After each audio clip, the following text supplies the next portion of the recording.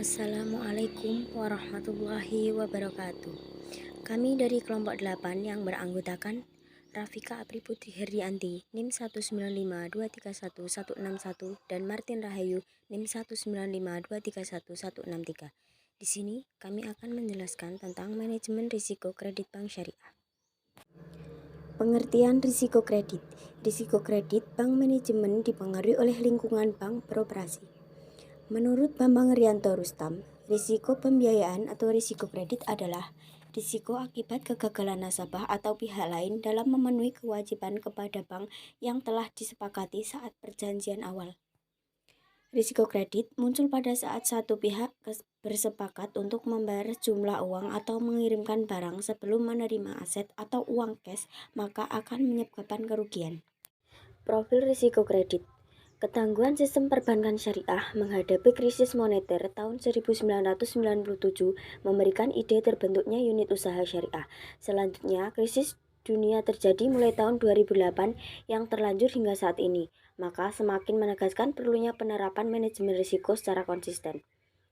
Akan tetapi, dibanding tahun 1997, krisis tahun 2008 perbankan Indonesia sudah lebih siap.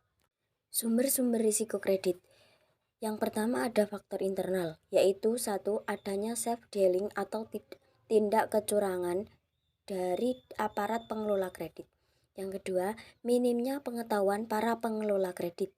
Yang ketiga, kurang baiknya manajemen risiko informasi yang dibangun pada bank yang bersangkutan. Keempat, tidak adanya kebijakan yang baik pada bank yang bersangkutan. Yang kelima, lemahnya organisasi dan manajemen dari bank yang bersangkutan. Yang kedua ada faktor eksternal. Yang pertama, kegiatan perekonomian makro atau kebijakan pemerintah yang di luar jangkauan bank untuk diperkirakan. Yang kedua, adanya bencana alam dan kejadian di luar dugaan. Yang ketiga, adanya tekanan dari berbagai kekuatan politik di luar bank sehingga menimbulkan kompromi terhadap prinsip-prinsip kredit yang sehat. Yang keempat, adanya kesulitan atau kegagalan dalam proses likuidasi dan perjanjian kredit yang telah disepakati. Yang kelima, adanya persaingan cukup tajam antara perbankan dalam hal perkreditan. Tujuan utama manajemen risiko kredit. Tujuan manajemen risiko kredit adalah untuk memastikan aktivitas penyediaan dan bank tidak terekspos pada risiko kredit yang dapat menimbulkan kerugian pada bank. Penerapan manajemen risiko kredit. Penerapan manajemen risiko kredit pada suatu organisasi yaitu satu, Dewan Komisaris menyetujui rencana kredit tahun bank dan mengawasi pelaksanaannya. Menyetujui kebijakan perkreditan bank, meminta penjelasan dan tanggung jawab kepada direksi jika dalam pelaksanaan pemerintah kredit terdapat penyimpanan dari kebijakan yang telah ditetapkan.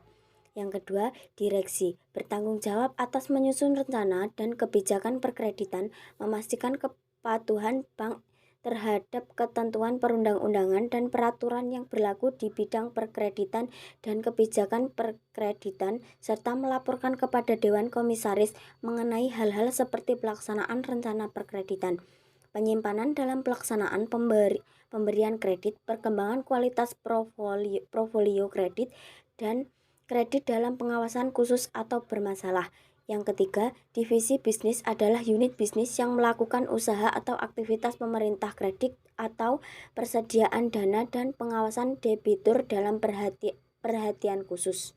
Yang keempat, divisi credit risk review adalah unit yang melakukan analisis dan evaluasi terhadap memorandum analisis kredit dan membuat rekomendasi terhadap proposal yang diusahakan oleh divisi bisnis. Yang kelima, divisi loan admin yang bertanggung jawab atas operasional perkreditan.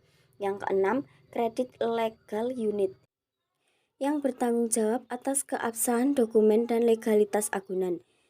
Yang ketujuh, divisi compliance anti money laundering atau integrate and system prosedur, berfungsi untuk menjaga kepatuhan bank dalam penyediaan dana. Yang kedelapan, divisi special asset management berfungsi untuk melakukan penanganan debitur bermasalah dan penyelesaian aset bermasalah, serta struktur Strukturisasi kredit bermasalah. Faktor penentuan risiko kredit dan mitigasi. 1. Pengaruh pertumbuhan kredit terhadap risiko kredit. Kedua, pengaruh net interest margin terhadap risiko kredit. Ketiga, pengaruh tipe bank terhadap risiko kredit. Yang keempat, pengaruh rasio modal terhadap risiko kredit. Yang kelima, pengaruh ukuran perusahaan terhadap risiko kredit. Dan yang keenam, pengaruh tingkat kepatuhan bank terhadap risiko kredit. Mitigasi risiko kredit dengan menggunakan pendekatan standar. 1. Kebijakan bank untuk jenis anggunan. Yang kedua, kebijakan prosedur serta proses untuk penilaian dan pengelolaan anggunan. Yang ketiga, pihak-pihak utama pemberi jaminan atau garansi dan pelayanan kredit atau credit worthiness yang merupakan kemampuan perusahaan untuk memenuhi kewajiban kreditnya. Yang keempat, tingkat konsentrasi yang ditimbulkan dari penggunaan teknik mitigasi risiko kredit. Bank memiliki konsentrasi pada tagihan kepada koperasi yang dilakukan dengan pengelolaan risiko konsentrasi kredit melalui penentuan limit untuk sektor industri dalam mengoptimalkan alokasi modal bank pada suatu tingkat risiko atau risk appetite dan risk tolerance yang bisa diterima. Penilaian risiko inheren untuk risiko kredit. Low. Dengan mempertimbangkan aktivitas bisnis yang dilakukan bank, kemungkinan kerugian yang dihadapi bank dari risiko kredit tergolong sangat rendah selama periode waktu tertentu pada masa datang. Low to moderate.